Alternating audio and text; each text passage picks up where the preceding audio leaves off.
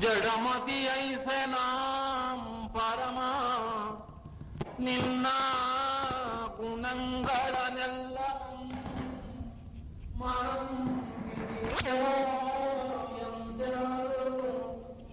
ಕೊಳಲೊಳಗೆ ಎಷ್ಟು ಇರುವುದು ಸಮುದ್ರದ ಜಲಂ ವರಪಾಂಚಮಾತ್ರಿ ಕನ್ನಡಿಯೊಳಗೆ ಎಷ್ಟು ತಪ್ಪುದೋ ಅವಧಾನಿಸು ನೀನು ಅಪರಾಜಿತೇಶ್ವರ ಅಪರಾಜಿತೇಶ್ವರ.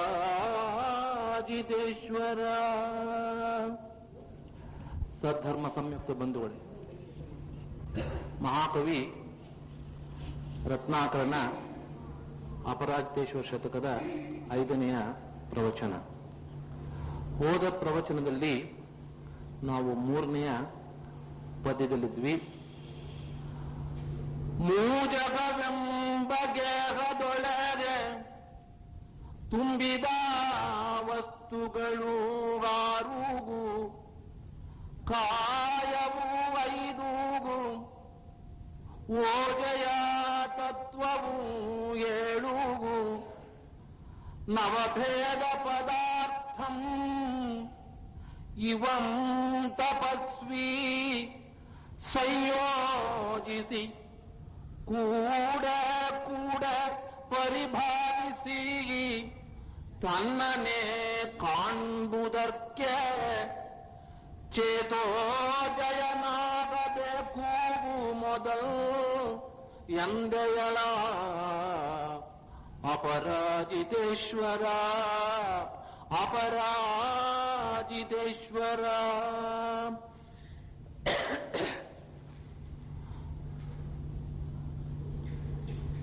ಈ ಷಡ್ದ್ರವ್ಯಗಳನ್ನ, ಪಂಚ ಆಸ್ತಿಕಾಯಗಳನ್ನ, ಸಪ್ತತತ್ವಗಳನ್ನ, ನವಭೇದ ಪದಾರ್ಥಗಳನ್ನ, ಏನು 27 ತತ್ವಗಳು ಜೈನ ಸಿದ್ಧಾಂತದಲ್ಲಿ ಹೇಳಿದೆ, ಅದನ್ನ ಓದಿ ಮನನ ಮಾಡಿಕೊಂಡು ತಾನು ಪಂಡಿತ, ವಿದ್ವಾಂಸ, ಜ್ಞಾನಿ ಅಂದ್ರೆ ಸಾಲದಂತೆ.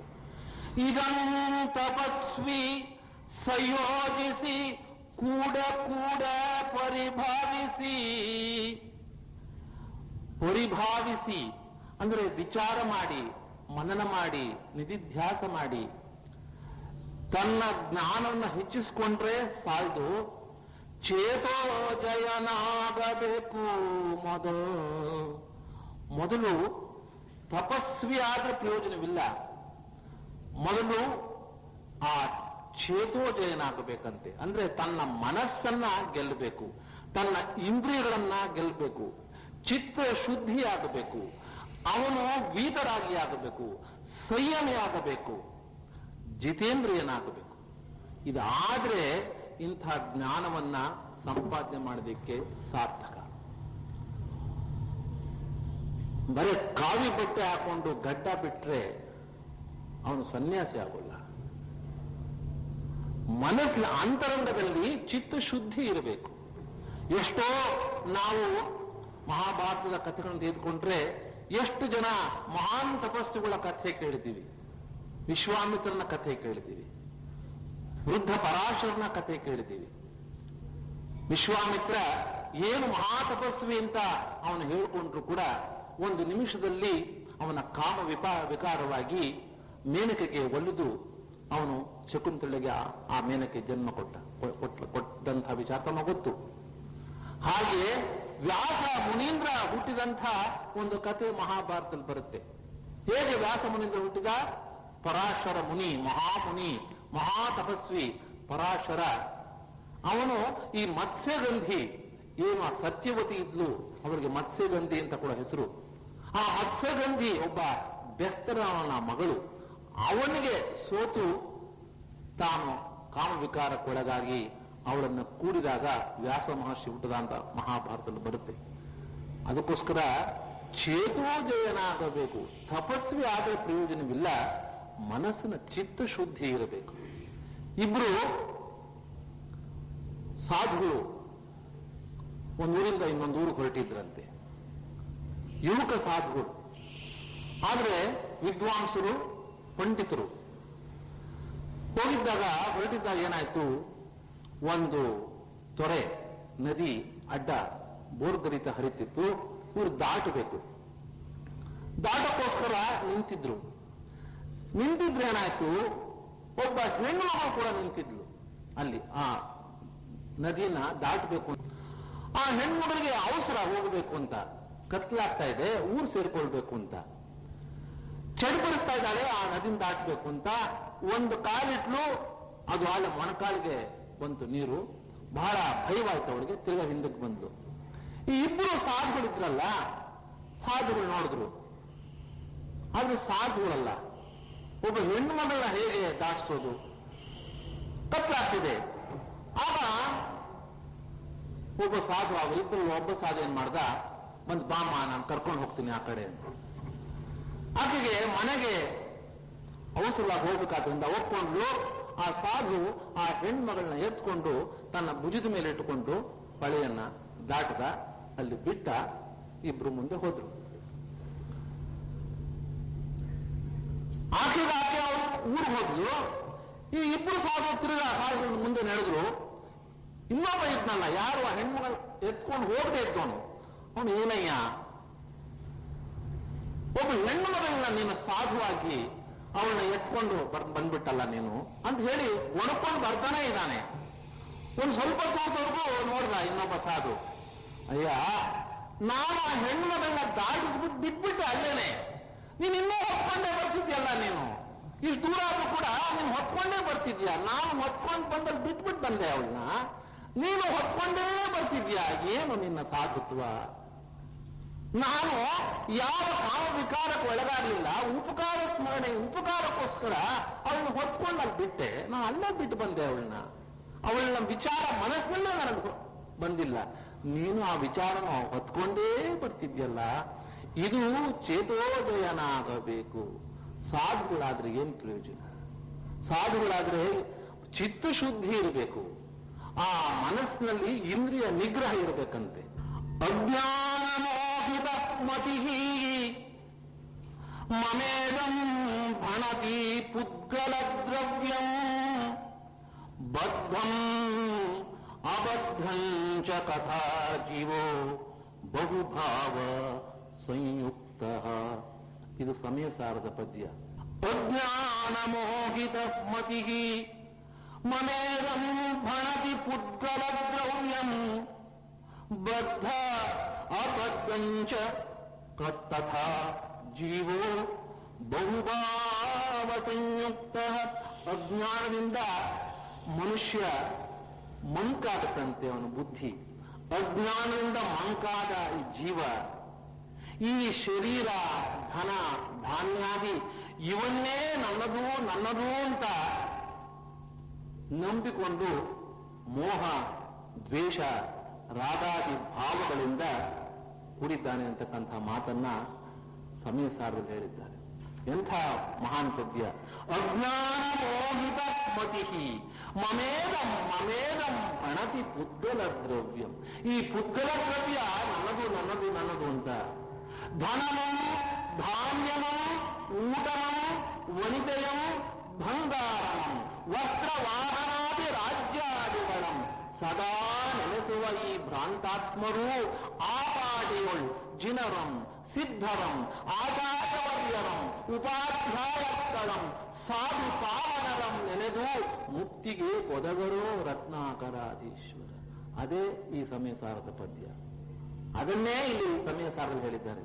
ಪುದ್ಗಲ ಅಜ್ಞಾನಮೋಹಿತ ಮತಿ ಮಮೇದಂ ಭಣತಿ ಪುದ್ಗಲ ದ್ರವ್ಯಂ ಬದ್ಧ ಅಬದ್ಧಂಚ ತಥಾ ಜೀವೋ ಬಹುಭಾವ ಸಂಯುಕ್ತ.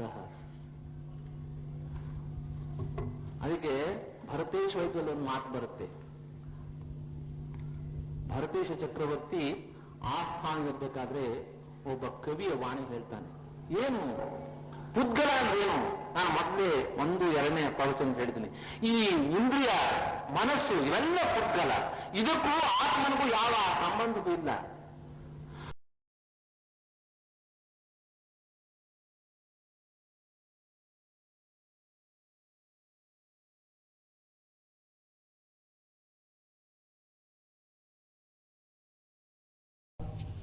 ನುಡಿಯಿಲ್ಲ, ನಡೆಯಿಲ್ಲ, ತನುವಿಲ್ಲ, ಮನವಿಲ್ಲ, ಕಡೆಗೆ ಪಂಚೇಂದ್ರಿಯವಿಲ್ಲ.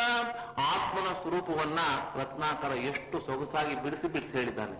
ನುಡಿಯಿಲ್ಲ, ನಡೆಯಿಲ್ಲ, ತನುವಿಲ್ಲ, ಮನವಿಲ್ಲ, ಕಡೆಗೆ ಪಂಚೇಂದ್ರಿಯವಿಲ್ಲ. ಕಡು ಸುಖ ಸುಜ್ಞಾನ ಕಾಂತಿಯ ರೂಪಾಗಿ ಒಡಲು ತುಂಬಿಹುದಾತ್ಮ ರೂಪು. ಕಡು ಸುಖ ಸುಜ್ಞಾನ ಕಾಂತಿಯ ರೂಪಾಗಿ. ಕಡು ಸುಖ ಸುಜ್ಞಾನವೇ ಆತ್ಮ, ಆತ್ಮವೇ ಸುಜ್ಞಾನ. ಕಡು ಸುಖ ಸುಜ್ಞಾನ ಕಾಂತಿಯ ರೂಪಾಗಿ ಈ ಒಡಲು ತುಂಬಿಹುದು ಆತ್ಮರೂಪ. ಇಂಥ ಇನ್ನೊಂದು ಮಾತು ಬರುತ್ತೆ ಸಮಯ ಸಾರದಲ್ಲಿ. ಸರ್ವಜ್ಞ ಜ್ಞಾನ ಪೃಷ್ಟೋ ಜೀವ ಉಪಯೋಗ ಲಕ್ಷಣೋ ನಿತ್ಯಂ ಕಥಂ ಸ ಉದ್ಗಲ ದ್ರವೀಭೂತೋ ಯತ್ ಭಣಸಿ ಮಮೇದಂ. ಅಂದ್ರೆ ಈ ಆತ್ಮ ದರ್ಶನ ಜ್ಞಾನದಿಂದ ಕೂಡಿದಂತ ಕಾಣ್ತವನು, ಉಪಯೋಗ ಲಕ್ಷಣ ಉಳ್ಳಂತಹ ಈ ಆತ್ಮ. ಹೀಗಿರುವಾಗ ಈ ಆತ್ಮನನ್ನ ನಾವು ಪುದ್ಗಲ ಅಂತ ತಿಳ್ಕೊಂಡು, ಈ ದೇಹವೇ ಆತ್ಮ ಅಂತ ತಿಳ್ಕೊಂಡು ಭ್ರಮೆ ಪಡ್ತಾ ಇದ್ದೀವಲ್ಲ. ಎಂಥ ಅವಿವೇಕಿಗಳು, ಅಜ್ಞಾನವನ್ನು ತುಂಬಿರ್ತಕ್ಕಂಥ ಜನ. ಸರ್ವಜ್ಞರ ಒಂದು ಜ್ಞಾನದಿಂದ ಹೇಳಲ್ಪಟ್ಟಂತಹ ಈ ಮಾತು, ಮಹಾನ್ ತೀರ್ಥಂಕರ ಮಹಾಪ್ರಭುಗಳ ದಿವ್ಯ ಧ್ವನಿಯಿಂದ ಹೇಳಲ್ತಕ್ಕಂಥ ಮಾತು, ಈ ಉಪಯೋಗ ಲಕ್ಷಣದಿಂದ ಕೂಡಿರ್ತಕ್ಕಂಥ ಆತ್ಮ ಉದ್ಗಲ ದ್ರವ್ಯದಿಂದ ಭಿನ್ನನಾಗಿರ್ತಕ್ಕಂಥ ಆ ಭೇದ ವಿಜ್ಞಾನದ ಮಾತನ್ನು ಕೇಳಿಯೂ ಕೂಡ ನಾವು ಸತತವಾಗಿ ಈ ಉದ್ಗಲ ದ್ರವ್ಯಗಳನ್ನು ಬೆರೆತು ಇದೇ ನನ್ನನ್ನು ಸರ್ವಸ್ವ ಸರ್ವಸ್ವ ಅಂತ ಅವಿವೇಕತನದಿಂದ ಅಜ್ಞಾನದಿಂದ ನಾವು ಹೊರಲಾಟಿದವಲ್ಲ. ಇದನ್ನೇ ವಚನ ಸಾಹಿತ್ಯದಲ್ಲಿ ಎಷ್ಟು ಸೊಗಸಾಗಿ ಹೇಳಿದ್ದಾರೆ. ಸೇಮ್ ಒಂದೇ ಮಾತನ್ನ ಈ ಅನುಭವ, ಆತ್ಮಾನುಸಂಧಾನ, ಆತ್ಮ ಸಾಕ್ಷಾತ್ಕಾರ, ಆತ್ಮನಲ್ಲಿ ರಾಗ, ಆತ್ಮನಲ್ಲಿ ಮೋಹ, ಆತ್ಮನಲ್ಲಿ ಪ್ರೀತಿ, ಇದನ್ನ ಅನುಭವವಿಲ್ಲದವನ ಭಕ್ತಿ ತಲದೆಳಗಪ್ಪುದಯ್ಯ. ಅನುಭವವೇ ಭಕ್ತಿಗೆ ಆಧಾರ, ಅನುಭವವೇ ಭಕ್ತಿಗೆ ನೆಲೆಮನೆ. ಭಕ್ತಿ ಅಂದ್ರೆ ಭಗವಂತನನ್ನ ದೇವಸ್ಥಾನಕ್ಕೆ ಹೋಗಿ ಪೂಜೆ ಮಾಡದಲ್ಲ ಭಕ್ತಿ, ಆತ್ಮಾನುಸಂಧಾನವೇ ಭಕ್ತಿ. ಭಕ್ತನ ನಡೆ ಶುದ್ಧ, ಭಕ್ತನ ನುಡಿ ಶುದ್ಧ, ಭಕ್ತನ ತನು ಶುದ್ಧ, ಭಕ್ತನ ಮನಶುದ್ಧ, ಭಕ್ತನ ಭಾವ ಶುದ್ಧ, ಭಕ್ತನ ಸರ್ವ ಕ್ರಿಯೆಗಳೆಲ್ಲವೂ ಶುದ್ಧ. ಯಾವಾಗ ಈ ಚೇತೋದಯನಾಗಬೇಕು, ಮನಸ್ಸಿನ ಮತ್ತು ಇಂದ್ರಿಯಗಳ ಆ ಒಂದು ಭಾವನೆಯನ್ನ ಜಯಿಸಿದ ತಕ್ಷಣ ಏನಾಗುತ್ತೆ? ಭಕ್ತನ ನಡೆ ಶುದ್ಧ, ಭಕ್ತನ ನುಡಿ ಶುದ್ಧ, ಭಕ್ತನ ಮನಶುದ್ಧ, ಭಕ್ತನ ಭಾವ ಶುದ್ಧ, ಭಕ್ತನ ಸರ್ವ ಕ್ರಿಯೆಗಳೆಲ್ಲವೂ ಶುದ್ಧ. ಏನೋ ಅನುಸಂಧಾನ, ಆತ್ಮನನ್ನೇ ನೀನು ರಾಗದಲ್ಲಿರು, ಆತ್ಮ ಸಾಕ್ಷಾತ್ಕಾರಕ್ಕೋಸ್ಕರ ತಳವಳಿಸು, ಅದಕ್ಕೋಸ್ಕರ ಪ್ರಯತ್ನ ಮಾಡು ಅಂತಕ್ಕಂಥ ಮಾತನ್ನ ಬಹಳ ಕೇಳ್ತೀವಿ ನಾವು.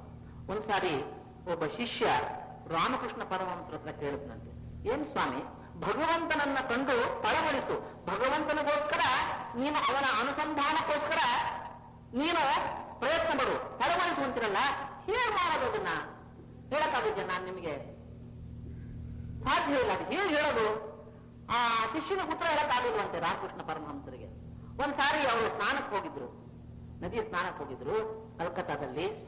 ಹೋದಾಗ ಈ ಶಿಷ್ಯ ಸ್ನಾನ ಮಾಡ್ತಿದ್ದ, ಮುಳುಗೋದು ಹೇಳೋದು ಮುಳುಗೋದು ಹೇಳಿ ಮಾಡ್ತಾರೆ. ನೋಡುದು ಇದೇ ಸಮಯ ಅವನಿಗೆ ಸರಿಯಾದಂತ ಒಂದು ಉಪದೇಶ ಕೊಡ್ಬೇಕು ಅಂತ ಮುಳುಗುದ್ನಲ್ಲ, ಮುಳುಗಿದ ತಕ್ಷಣ ಹಿಡ್ಕೊಂಡ್ರು ಅಲ್ಲೇ ಅವ್ರು ಹೇಳಕ್ಕೆ ಬಿಡ್ಲಿಲ್ಲ. ನದಿಯಲ್ಲಿ ಮುಳುಗುದು ಹಾಗೆ ಅದನ್ನ ಹಿಡ್ಕೊಂಡ್ರು. ಅವನು ಏನ್ ತಲೆಮನಸ್ಸಿದ, ಅವನು ವಿಪರೀತ, ಯಾಕೆ ಉಸಿರು ಹೋಯ್ತಲ್ಲ, ಆಮೇಲೆ ಸ್ವಲ್ಪ ಎತ್ತಿದ್ರಂತೆ. ಹೇಗಾಯ್ತು ನೀನೊಳಗಿತ್ತಲ್ಲ, ಹೇಗಿತ್ತು ಅಂತ. ಅಯ್ಯೋ, ಉಸಿರುಗೋಸ್ಕರ ತಲೆಮನಸ್ಸಿದ್ದೆ ಸ್ವಾಮಿ ಅಂತಂದೆ.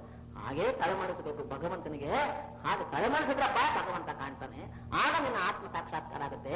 ಬರೀ ಪುಸ್ತಕ ಓದೋದ್ರಿಂದ ಆಗೋದಿಲ್ಲ, ಅದಕ್ಕೆ ಪ್ರಯತ್ನ ಬೇಕು, ಸಾಧನೆ ಬೇಕು. ಅಂತ ಈ ಚಿತ್ತ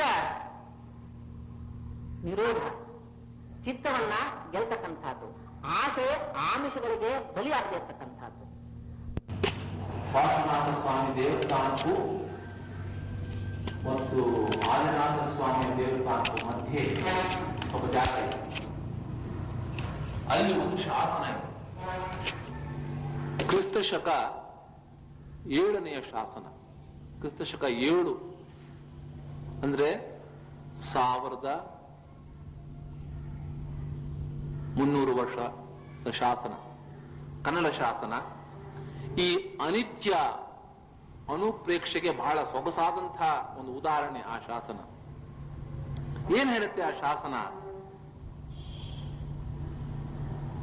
ಸುರಚಾಪಂಬೊಲೆ ವಿದ್ಯುಲ್ಲತೆಗಳ ತೆರವೋಲ್ ಮಂಜುವೋಲ್ ತೋರಿ ಬೇಗಂ ಪರಿಗುಂ ಶ್ರೀ ರೂಪ ಲೀಲಾ ವಿಭವ ಧನ ಈ ಮಹಾರಾಶಿകൾ ನಿಲ್ಲವಾರ್ಧಂ ಪರಮಾರ್ಥಂ ಮೆಚ್ಚಂ ಆನ್ಯೀ ಧರಣಿಯುಳ್ ಇರವಾನ್ನೆಂದು ಸನ್ಯಾಸನಂ ಗೈದ ಉರುಸತ್ವಂ ನಂದಿಸೇನ ಪ್ರವರ ಮುನಿವರಂ ದೇವಲೋಕಕ್ಕೆ ಸಂದಾಂ.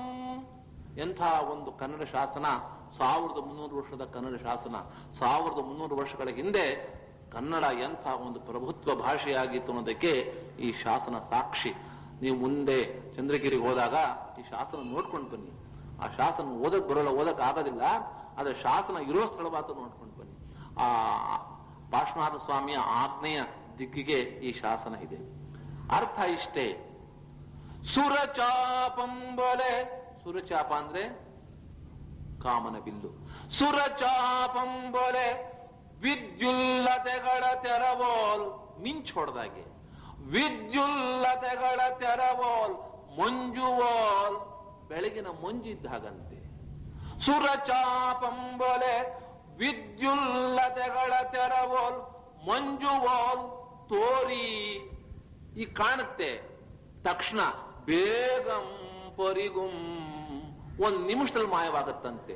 ಯಾವುದು? ಶ್ರೀ ಐಶ್ವರ್ಯ, ರೂಪ, ಲೀಲಾ, ವಿಭವ, ಧನ ಈ ಮಹಾರಾಶಿಗಳು ನಿಲ್ಲವಾರ್ಗಂ, ಯಾರಿಗೂ ಶಾಶ್ವತವಲ್ಲ. ಶ್ರೀ ರೂಪ ಲೀಲಾ ವಿಭವ ಧನ ಈ ಮಹಾರಾಶಿಗಳು ನಿಲ್ಲವಾರ್ಗಂ ಪರಮಾರ್ಥನ್, 100ಕ್ಕೆ 100 ಸತ್ಯ. ಪರಮಾರ್ಥನ್, ಪರಮಾರ್ಥನ್ ಮೆಚ್ಚನ್ ನಾನ್. ಇದಕ್ಕೋಸ್ಕರ ನಾನು ಈ ಭೂಮಿ ಮೇಲೆ ಇರಬಾರದು, ಇದಕ್ಕೆ ನಾನು ಮೆಚ್ಚೋದಿಲ್ಲ. ಮೆಚ್ಚನ್ ನಾನ್ ಈ ಧರಣಿಯೊಳ್ ಇರವಾನೆಂದು ಸನ್ಯಾಸನಂ ಗೈದ, ಮುನಿದೀಕ್ಷಿನ ತೆಗೆದುಕೊಂಡಂತ ಸನ್ಯಾಸನಂ ಗೈದ ಉರುಸತ್ವನ್, ಅತ್ಯಂತ ಸತ್ವಶಾಲಿಯಾದಂಥ ಸನ್ಯಾಸನಂ ಗೈದ ಉರುಸತ್ವನ್ ನಂದಿಸೇನ ಪ್ರವರ ಮುನಿವರನ್ ದೇವಲೋಕಕ್ಕೆ ಸಂದಾನ್. ನಂದಿಸೇನ ಅಂತಕ್ಕಂಥ ಒಬ್ಬ ಮಹಾಮುನಿ ಆ 7ನೇ ಶತಮಾನದಲ್ಲಿ ಅವನು ಸಲ್ಲೇಖನ ವ್ರತ ವಿಧಿಯಿಂದ ಸಮಾಧಿ ಮರಣವನ್ನು ಪಡೆದ ಈ ಚಂದ್ರಗಿರಿಯ ಮೇಲೆ ಅಂತಕ್ಕಂಥದ್ದು ಈ ಶಾಸನ. ಅಂದ್ರೆ ಆ ಶಾಸನ ಹೇಳುತ್ತೆ, ಸುರಚಾಪಂಬೊಲೆ ವಿದ್ಯುಲ್ಲತೆಗಳ ತೆರವೋಲ್ ಮಂಜುವೋಲ್ ತೋರಿ ಬೇಗಂ ಪರಿಗುಂ ಶ್ರೀ ರೂಪ ಲೀಲಾ ವಿಭವ ಧನ ಮಹಾರಾಶಿಗಳು ನಿಲ್ಲವಾರ್ಗಂ. ಇದನ್ನ ಪ್ರತಿ ಕ್ಷಣ ನಾವು ಜ್ಞಾಪಿಸ್ಕೊಳ್ಬೇಕು, ಪ್ರತಿ ಕ್ಷಣ ಜ್ಞಾಪಿಸ್ಕೊಳ್ಬೇಕಂತೆ. 2ನೇ ಅನುಪ್ರೇಕ್ಷೆ ಅಶರಣ. ಒಂದು ಅರಣ್ಯದಲ್ಲಿ, ಒಂದು ಕಾಡಿನಲ್ಲಿ ಒಂದು ಕರು ಅದ್ರ ಅಮ್ಮನ ಬಿಟ್ಟು, ಹಸುವನ್ ಬಿಟ್ಟು ಮೇಕ್ ಹೋಗ್ಬಿಡ್ತು. ಒಂದು ದೊಡ್ಡ ಹೆಬ್ಬುಲಿ ಬಂದು ಅದಕ್ಕೆ ಬಾಯಿ ಹಾಕ್ಬಿಟ್ಟಿದೆ. ಯಾರಪ್ಪ ಅದನ್ನ ಕಾಪಾಡಕ್ ಸಾಧ್ಯ ಅರಣ್ಯದಲ್ಲಿ? ಹಾಗೆ ಈ ಸಂಸಾರ ಎಂಬ ಅರಣ್ಯದಲ್ಲಿ ನಾವು ಸಿಕ್ಕಾಕೊಂಡ್ಬಿಟ್ಟಿದೀವಿ. ಈ ಸಂಸಾರ ಎಂಬ ಅರಣ್ಯದಲ್ಲಿ ನಾವು ಸಿಕ್ಕಾಕೊಂಡು ಅಡ್ಡಾದಿಡ್ಡಿ ಓಡಾಡ್ತಿದೀವಿ. ಆ ಮೃತ್ಯುವೆಂಬ ವ್ಯಾಘ್ರ ಬಂದು ನಮ್ಮಲ್ಲಿ ಏರಿದಾನೆ, ನಮ್ಮ ಹಿಂದೆನೆ ಕಾದಿದ್ದಾನೆ. ನೆತ್ತಿ ಮೇಲೆ ಕತ್ತಿ ನೇನು ಯಾವಾಗ ಬೀಳುತ್ತೋ ಗೊತ್ತಿಲ್ಲ. ಆ ವ್ಯಾಘ್ರ ನಮ್ಮ ಹಿಂದೆ ಕಾದಿದ್ದಾನೆ, ಮೃತ್ಯುವೆಂಬ ವ್ಯಾಘ್ರ. ಯಾರು ನಮ್ಮನ್ನ ಕಾಪಾಡಕ್ ಸಾಧ್ಯವಿಲ್ಲ. ಯಾರಾದ್ರೂ ಕಾಪಾಡಕ್ ಸಾಧ್ಯವೇ? ಯಾರು ಸಾಧ್ಯವಿಲ್ಲ. ಇಂಥ ಒಂದು ವಿಷಯವನ್ನ, ಅಂದ್ರೆ ನಮ್ಮ ಜೀವನ ಅಶಾಶ್ವತ, ನಮ್ಮನ್ನ ಈ ಮೃತ್ಯುವಿನ ದವಡೆಯಿಂದ ಯಾರು ಕಾಪಾಡಕ್ ಸಾಧ್ಯವಿಲ್ಲ ಅಂತಕ್ಕಂಥ ಆ ನಿತ್ಯ ಸತ್ಯವನ್ನ ಪ್ರತಿ ನಿಮಿಷ ನಾವು ಚಿಂತನೆ ಮಾಡ್ಬೇಕಂತೆ. ಆತ್ಮಾನುಶಾಸನದಲ್ಲಿ ಗುಣಭದ್ರಾಚಾರ್ಯರು ಆತ್ಮಾನುಶಾಸನ ಅನ್ನೋ ಒಂದು ಪುಸ್ತಕ ಇದೆ, ತಾವೆಲ್ಲ ಓದಬೇಕದನ್ನ. ಮಹಾ ವೈರಾಗ್ಯ ಪರ ಒಂದು ಮಹಾನ್ ಗ್ರಂಥ ಆತ್ಮಾನುಶಾಸನ, ಗುಣಭದ್ರಾಚಾರ್ಯರು ಬರೆದಿರ್ತಕ್ಕಂಥ ಆತ್ಮಾನುಶಾಸನ. ಅವರಲ್ಲಿ ಒಂದು ಮಾತು ಹೇಳ್ತಾರೆ, ಏನೋ ಈ ಸೃಷ್ಟಿಕರ್ತ, ಸುಮ್ಮನೆ ಅವರು ಒಂದು ಉಪಮಾನ ಕೊಡ್ತಾರೆ, ಒಂದು ಎಕ್ಸಾಂಪಲ್ ಕೊಡ್ತಾರೆ. ಈ ಸೃಷ್ಟಿಕರ್ತ ಈ ವಿಧಿ ಅಂತಕ್ಕಂಥ ಒಬ್ಬ ಮಂತ್ರಿಯ ಸಹಾಯದಿಂದ, ಈಶ್ವರ ಸೃಷ್ಟಿಕರ್ತ ಭಗವಂತ, ಒಬ್ಬ ವಿಧಿ ಅಂತಕ್ಕಂಥವನೇ ಮಂತ್ರಿಯಂತೆ. ಈ ಮಂತ್ರಿಯ ಸಹಾಯದಿಂದ ಮನುಷ್ಯನಿಗೆ ಮಹಾರಕ್ಷಣೆ ಕೊಟ್ಟಿದ್ದಾನಂತೆ. ಹೇಗೆ ರಕ್ಷಣೆ ಕೊಟ್ಟಿದ್ದಾನೆ? ಈ ಮೂರು ಲೋಕದಲ್ಲಿ ನಮ್ಮನ್ನು ಎಲ್ಲಿಟ್ಟಿದ್ದಾನೆ? ಜಂಬೂ ದ್ವೀಪದಲ್ಲಿ ಇಟ್ಟಿದ್ದಾನೆ. ಆ ಜಂಬೂ ದ್ವೀಪಕ್ಕೆ ಯಾರು ಬರದೇ ಇರಲಿ ಅಂತ ಅನೇಕ ಸಮುದ್ರಗಳು, ಅನೇಕ ದ್ವೀಪಗಳೆಲ್ಲ ಸುತ್ತುವರೆದಿದೆಯಂತೆ. ನೀವು ಲೋಕಾಕಾರ ಓದಿದ್ರೆ ಅನೇಕ ಸಮುದ್ರಗಳು ನಮ್ಮ ಜಂಬೂ ದ್ವೀಪನ ಸುತ್ತಿದೆ, ಯಾರು ಬರೋಗಿಲ್ಲ. ನೀವ್ ಯಾವ್ದೋ ಒಂದು ಸಿನಿಮಾ ನೋಡ್ತೀರಲ್ಲ, ಮಾಯಲ್ ಮರಾಠಿ ಸಿನಿಮಾ, ಅವನು ಯಾವ್ದೋ 7 ಸಪ್ತ ಸಮುದ್ರಗಳ ಮಧ್ಯೆ ಅವನ್ನ ಯಾರು ಬಂದು ಅವನ್ ಏನು ಮಾಡದಿರಾಗ ಅವನ್ನ ಇದಾನೆ ಅಂತ. ಹಾಗೆ ನಮ್ಮನ್ನ ಮನುಷ್ಯರನ್ನ ಎಲ್ಲಿಟ್ಟಿದ್ದಾನೆ? ಜಂಬೂ ದ್ವೀಪದಲ್ಲಿ 7 ಸಮುದ್ರ ದ್ವೀಪಗಳ ನಡುವೆ ನಮ್ಮನ್ನಿಟ್ಟಿದ್ದಾನೆ. ಆಮೇಲೆ 3 ವಾತ ವಲಯಗಳು, ಈ ತ್ರಿಲೋಕಾಕಾರದಲ್ಲಿ 3 ವಾತ ವಲಯಗಳು, ಅಂದ್ರೆ ಅಟ್ಮಾಸ್ಫಿಯರ್, ಯಾರು ಬರ್ದಿರೋ ಹಾಗೆ ಆ ವಾತ ವಲಯಗಳ ಸೃಷ್ಟನೆ ಆಗಿದೆ. ಮತ್ತು ಕೆಳಗಡೆ ಯಾರಿದ್ದಾರೆ? ಅಸುರರಿದ್ದಾರೆ, ನಾರಕಿಗಳಿದ್ದಾರೆ. ಯಾರಾದ್ರೂ ಬಂದ್ರೆ ಕತ್ತರಿಸುವಷ್ಟು ಶಕ್ತಿ ಇರತಕ್ಕಂಥ ಅಸುರರಿದ್ದಾರೆ. ಧರಣೇಂದ್ರ ಪದ್ಮಾವತಿ ಎಲ್ಲ ಈ ಭವನಾಮರ ಲೋಕದಲ್ಲಿ ಇಲ್ಲಿದ್ದಾರೆ. ನಮ್ಮ ಕೆಳಗಡೆ ಮೇಲ್ಗಡೆ ಯಾರಿದಾರಪ್ಪ? 16 ಲೋಕಗಳು, ಸ್ವರ್ಗಗಳಿದೆ. ಎಲ್ಲಾರು ನಮ್ಮ ಮೇಲೆ ನಮ್ಮನ್ನು ರಕ್ಷಣೆ ಮಾಡೋಕ್ಕೋಸ್ಕರ ಅವರು ಇದಾರಂತೆ. ಅಕ್ಕ ಪಕ್ಕ ಮೇಲೆ ಕೆಳಗಡೆ ಸುತ್ತು ಸಮುದ್ರ, ಮಧ್ಯ ನಾವಿದೀವಿ. ಯಾಕೆ ಹೆದರ್ಕೋಬೇಕು ಸರ್? ಬೇಕಾದಂಥ ನಮಗೆ ರಕ್ಷಣೆ ಇದೆ. ಇದೆಯ ರಕ್ಷಣೆ? ಯಾರು ರಕ್ಷಣೆ ಕೊಡಕ್ಕಾಗಲ್ಲ. ಅವ್ರು ಹೇಳ್ತಾರೆ, ಕ್ಷಿತಿಜಲ ನಿಧಿಭಿಹಿ ಸಂಖ್ಯಾತಿತೈರ್ಬಹಿಹಿ ಪವನೈಸ್ತ್ರಿಭಿಹಿ.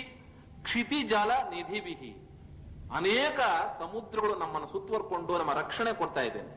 ಕ್ಷಿತಿಜಲ ನಿಧಿಭಿಹಿ ಸಂಖ್ಯಾತಿತೈರ್ಬಹಿಹಿ ಪವನೈಸ್ತ್ರಿಭಿಹಿ ಪರಿವೃತಂ ಅತಃ ಖೇನ ಅಧಸ್ತಾತ್ಕಲ ಅಸುರ ನಾರಕಾಣಾನ್ ಉಪರಿ ದಿವಿಜಾನ್ ಮಧ್ಯೆ ಕೃತ್ವಾ ನರಾನ್ ವಿಧಿ ಮಂತ್ರಿಣ ಪತಿರಪಿ ನೃಣಾಂ ತ್ರಾತ ನೈತೋ ಹ್ಯಲಂಘ್ಯತ್ತಮೋಂತಕಃ.